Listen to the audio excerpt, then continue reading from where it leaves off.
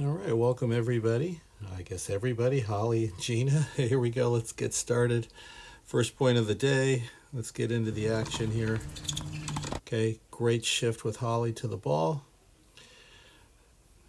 And I think on this point here, good move there. Again, Holly to back up into the center when the ball goes back to the baseline.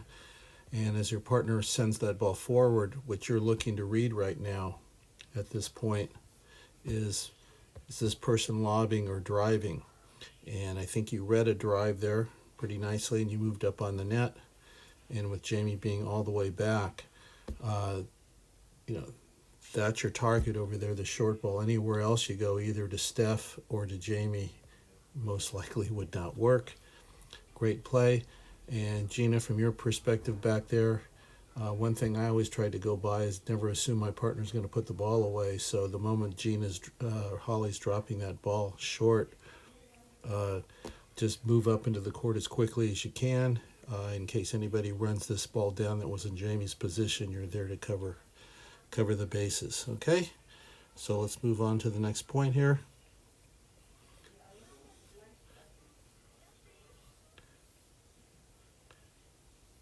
This is one thing, and I saw in Holly with your movement at the net that when you move, you tend to just turn and start running.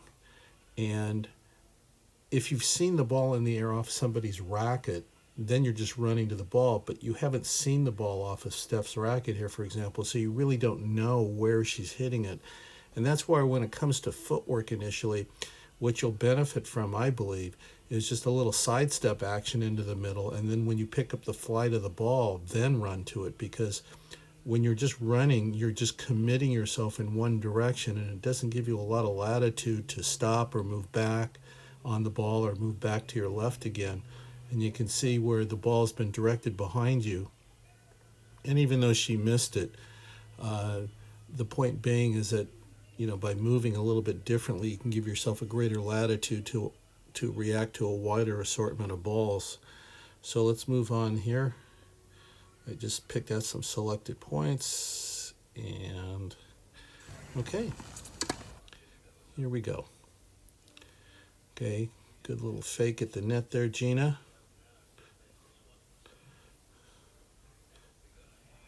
Okay, now this is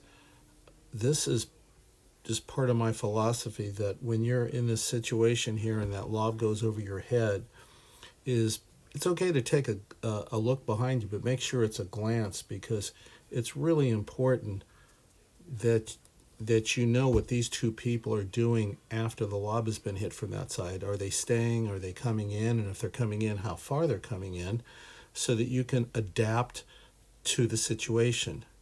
Here, right now, you're still looking back at your partner striking the ball, and the question is, do you have a true sense of where Steph and Jamie are right now? It's not going to happen until you pick up the flight of the lob, and it's at this point now you're starting to react to it. And if someone, in this case, Steph's got a pretty good overhead, or if anybody's got a big overhead from that section, you might want to be a little bit further back than the service line. Unfortunately, she didn't hit a good overhead here, but if someone really does, in that kind of situation, you'd be better off just getting a little bit deeper in the court, just to have more time to react to an offensive overhead.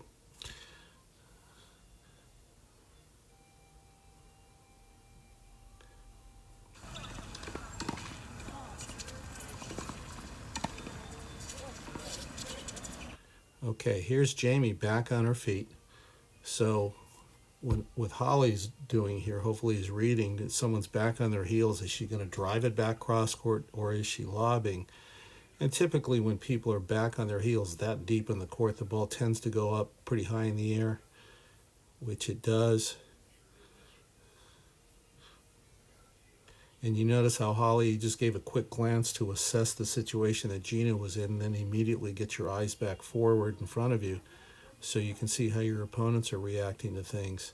And here, the lob looks like it's a shorter lob that Steph's going to intercept.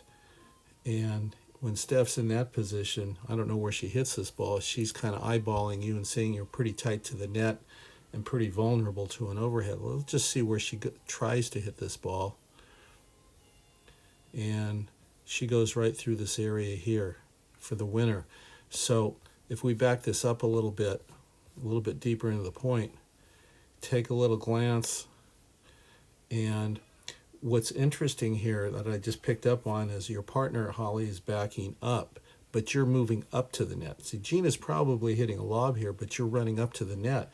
If she's hitting a lob because she's this far back behind the baseline, which is really the percentage hit, you would be better served to just be back in this zone to be in a better defensive position to deal with it. See, you're still going to the net.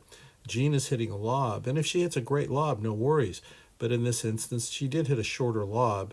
Now you're vulnerable, and you know it because you're backing out of the way because you don't want to get tagged, and you left the court wide open there. So, important thing here, understand the situation that you're in. If you're in defense, be more in a defensive position in the court. So let's move it on forward for another point in this sequence.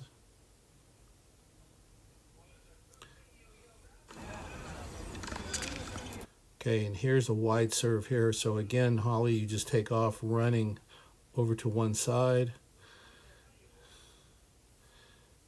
And fortunately, Steph hits the ball right back to you. And then let's see what happens here.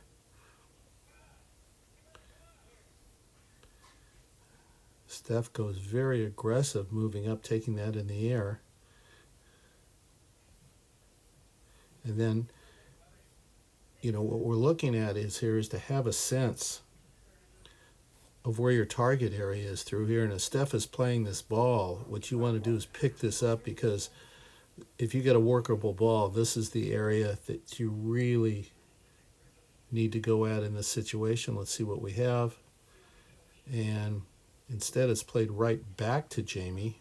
And, you know, and this is one of the deals when you do go at somebody, all they have to do is stick the racket at, and you can see what Jamie's doing just to keep the ball back in play. But if that went more through the center, someone is not getting the racket on the ball, and you don't give them a chance to get lucky.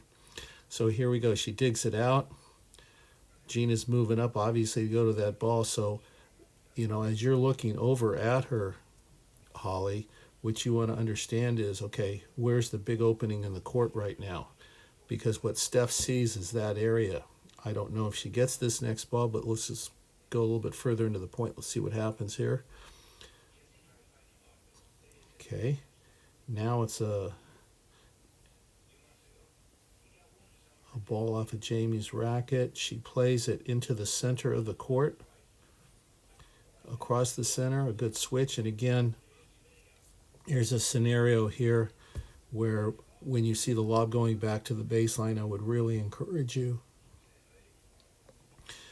both of you, just take a quick glance, because this is your big concern. We know how Steph is pretty aggressive at the net, and you know, if Holly gets this, and let's see if she does, and she can't.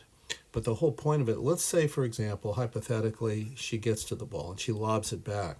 And what Steph is looking at is this huge opening through here. So always assume, you know, as best you can, your partner's going to put the ball into play. Where would I want to be on the court? And I would say in this situation here, you'd like to be more in the center of the court because Holly's been run out of the court. Okay? So this is the first series of shots, points. Let's go on to a new section here.